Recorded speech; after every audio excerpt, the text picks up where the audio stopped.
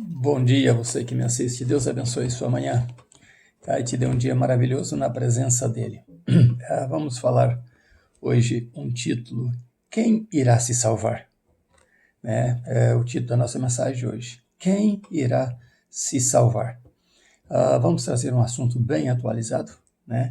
Graças a Deus, mas vamos primeiro ler a Bíblia. Em Ezequiel, capítulo 14, o versículo 12 até o versículo 14.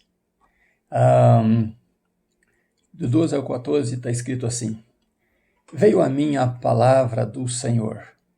Filho do homem, quando uma terra pecar contra mim, sendo infiel, então estenderei a minha mão contra ela e tornarei instável o sustento de pão e enviarei contra ela fome e arrancarei dela homens e animais. Ainda que estivessem no meio delas estes 3 homens, Noé, Daniel e Jó, eles, pela sua própria justiça, livrariam apenas a sua alma, diz o Senhor Deus. Então, nós estamos falando hoje quem se salvará.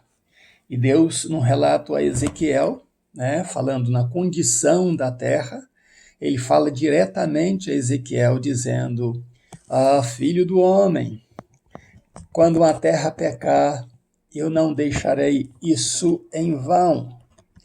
Então nós percebemos que Deus, ele tem ciúme do seu nome, Deus tem ciúme daqueles que ele criou, e ele quer continuar sendo Deus sobre eles.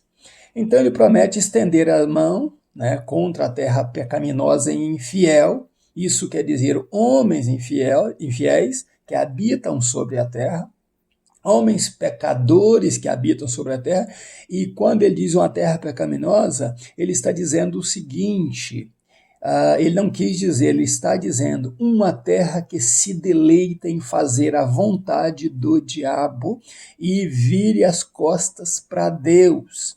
E como estamos vivendo hoje, não seria assim um povo amante do pecado, um povo que gosta de pecar, um povo que enche os bares, as praças, as ruas com carnaval, com danças, com pornografia, com bebedeiras, com vício de drogas, de cigarro, etc., com prostituição, lascívia, mulheres seminuas, homens depravados, devassos por toda a parte, virando as costas para Deus, e isso não só falando também das ruas, das vilas, das praças, das praias, mas isso adentrou até mesmo dentro de alguns lugares que são chamados de centro de adoração.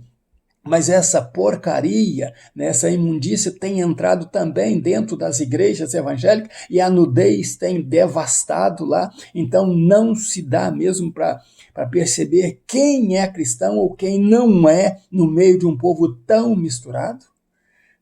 E haja vista que o satanismo tem crescido muito, tem oferecido muito os poderes do diabo para o homem. As riquezas do diabo para o homem, a glória do diabo para o homem, e o homem tem voltado as suas costas a Deus. Aqui ontem, vendo uma reportagem, a igreja satanista, como em forma de tenda, está circulando todos os Estados Unidos da América, para todos os estados dos Estados Unidos da América, para prometer às pessoas com um só voto, prometer sucesso, prometer a eles status, e etc., com um só voto. Vem aqui, nós vamos marcar você como um desbatismo. O que quer dizer isso? Você tendo esse sinal na sua testa, e a unção desses sacerdotes satânicos, a igreja de Satanás, alavancando aqui. Então, o que eles estão oferecendo? Honra e glória, mas você tem que virar as costas para Deus. Vire as costas para Deus, diz que Deus não é o teu Deus e que o diabo é o teu Deus, e nós iremos abençoar você, iremos marcar a sua testa. Isso já está acontecendo aqui nos Estados Unidos. E as pessoas fazem filas para receberem este sinal. Então nós estamos vivendo últimos dias na face dessa terra, últimos tempos na face dessa terra. Mas importante é que Deus, falando a Ezequiel, ele cita 3 homens: Noé, Daniel e Jó. Tem muita gente cantando bobagem por aí, né, falando sobre a vida de Jó, mas eles não conhecem verdadeiramente a vida de Jó. Tem muitos pastores que pregam contra Jó, achando defeitos em Jó, achando defeitos na mulher de Jó, achando defeitos em Noé, né? Só não vi pregar ainda achando defeito em Daniel, mas nos outros sim. Então o que acontece?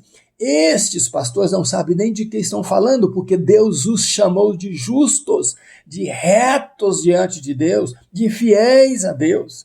Né? Olha, vai ler a vida de Jó e você vai perceber que Deus se agradava de Jó porque Jó era um homem temente a ele. Então você quer se escapar desses dias maus, dessas propostas do diabo, dessas ofertas de Satanás, você precisa estar na presença de Deus. Eu preciso estar na presença de Deus.